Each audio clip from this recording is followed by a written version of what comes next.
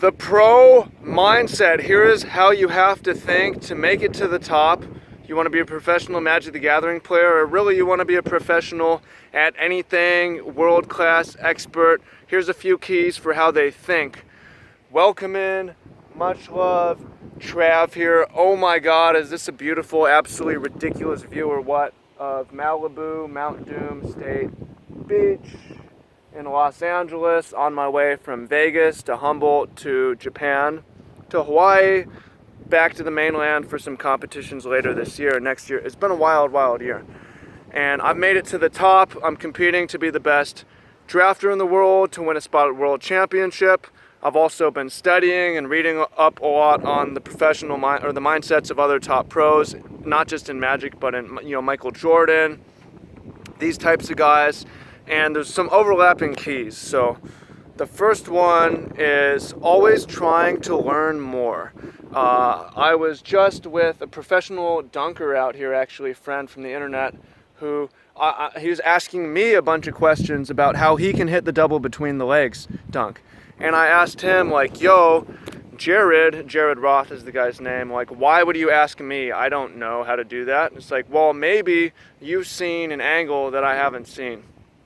And it's like, yeah, actually, I think it's interesting that the best people in the world are still asking a lot of questions, whereas the worst people in the world, the scrubs who are mana screwed, who really aren't looking to learn more, it's open and shut, closed case for them that they got mana screwed and there's nothing that they could do about it.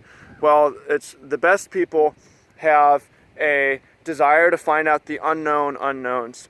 A lot of people, obviously, we have our known knowns, the things that we know. We have our known unknowns, things that we don't know what we know, and we have our unknown unknowns, things that we don't know we don't know. And the professionals are really trying to uncover more and more of those unknown unknowns, right? Whereas the amateurs assume that they know. Example of this is in Magic. After you lose a game, you get mana screwed, whatever the reaction that you have. The amateur is like, I got mana screwed, that's it, mana screw's bad, we need to change the rules or whatever. The pro is like, well, I don't know that I played perfect, so I'm going to think deeply about it and try to figure it out, and even if I don't figure it out, then I will at least assume that I don't know. So a few examples of this. At GP Vegas, I finished 11-4, top 4 percentiles, actually an average, slightly below average finish for me, but still good. One of the matches I thought I played great, spectator came up to me afterwards and said, why didn't you do this over this? I thought I had played it great, and I explained my case, and he said, well, what about that? And then, it's like, actually, you're right. I made a mistake, and if you hadn't said anything, I wouldn't have known. There's an unknown unknown. And there's other mistakes that we're constantly making that we just don't know about, so we need to try to seek to uncover them. A few more examples. I played in a Pro Tour qualifier in 2010, and I made a mistake that it took me 7 years to uncover, where I didn't know about the hedge play, which is where he attacked with 6 1/1s, I blocked with all his team across at 20 life, and he pumped his team, and I lost everything, where I could have hedged by blocking half his creatures, and it took me like 6-7 years to figure out that was a viable play.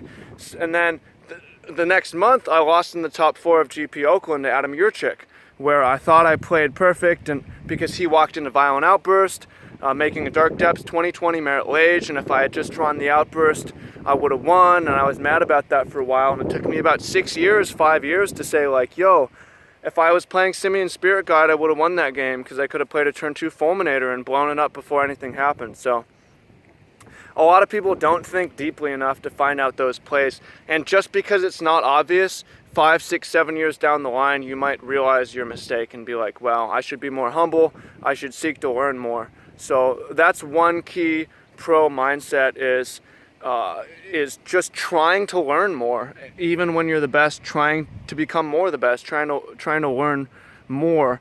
Kobe Bryant, in his quote, his last year, he had this interview where he just said, I want to learn more. I want more. Where can I learn more? And he used to call up random coaches and players in the league or professional athletes and just pick their brains with questions.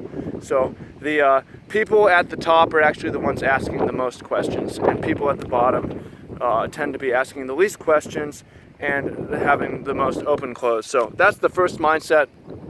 The second mindset, which is important, is being unreactive, unemotional, right? I'm a Seahawks fan. I'm from Seattle, and Pete Carroll, Russell Wilson, obviously have killed it and have been killing it. And one of the things that I took from them that they talk about is just being as level as possible, is finding a centering, having some way to come back and stay centered, where you don't get too high and you don't get too low.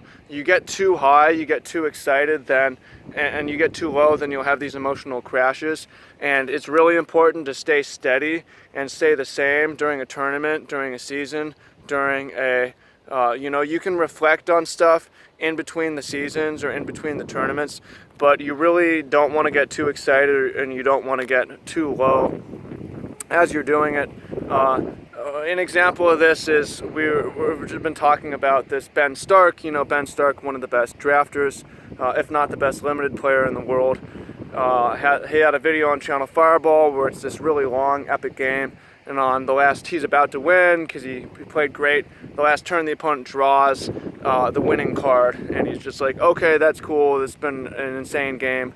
And it's like, maybe he could have done something different and won, but also like he's not mad about it because whereas the average player would be mad about it, and that's just a waste of energy. So this is also one of the reasons you come up to me during a tournament and ask me my record. I generally will not tell you, because what I find is I tell people my record, they're either, most people are not very good at being balanced, so they'll either be very excited or they'll be very disappointed if the tournament is currently a struggle. Whereas I want to stay centered, and I know that emotions are contagious. So I don't want to have to defend myself from overly positive or overly negative emotions. It's like my record doesn't matter. I'm trying to win the next one. So I'm not going to tell people my record. I'm going to tell people I'm going to try to win the next one. And it's a way for me to stay more balanced, right? One of the things you'll notice about pros versus amateurs, pros, just from looking at their face and their expression, it's a little bit harder to know whether they won or lost. Ideally, you don't really want people to know whether you won or lost, at least immediately after, or at least during. That's not necessarily true. Like once it's over, you have a little more room to be emotional. But still, you should not be necessarily so much. During the match, people should not know if you're winning or you're losing, right? You shouldn't be down and defeated and slumped. You should not be like, I have this, until it's at least over. You need to focus on just winning this. And then when it's done, focus on winning the next one. And that's important because a lot of amateurs get burnt out too easily. It's really exhausting to be so high and then so low and then so high and then so low. And it can cause you to burn out and to quit because you're crashing. So you don't want that. You want to separate yourself from your results as much as possible and more be about your process and your effort. If your effort and your process is good, then just keep going. So those are my two key pro mindsets that I've been setting and discovered. And the first is just trying to learn more, understanding there's a lot of unknowns and trying to learn those as well and as fast as possible, and just seeking to learn as much as possible and ask questions and seeking knowledge and information and improvement and being as thirsty as you can for info that can help you. And then the second one is just being less emotionally reactive to things as they happen and being more steady and even-keeled temperament, so that you're able to weather the swings of competition and the swings of life. And you can always apply this to life as well. I recommend checking out my other channel. I'll probably put this one on both channels, Travis Wu and Travis Wizard, a professional mindset, but you should check out the other one. Those who want coaching, Magic the Gathering, I do that. You want to be pro or aspire to at least be better, I can help you, and there will be a link to that below. And the Mastermind program, those of you who don't care about that but get a lot of info and energy and excitement or knowledge from these videos, then let me know what you think in the comments. How can you adapt these mindsets? How can you learn more? You want to leave a comment my question to you are, how can you learn more? What can you do to learn more? Can you be in the habit of asking more questions? Can you be in the habit of reading more books? Can you be in the habit of getting more people to watch what you're doing? Can you be in the habit of thinking more deeply about things? Are you too closed and too assuming that you know or know what you don't know? And then how can you be more even-keeled? How can you be, do you need to be less reactive? How can you be more stable? Leave a comment to that below. So look forward to what you have to say. And that's it. I look forward to talking with you soon. Much love, beautiful day, and peace.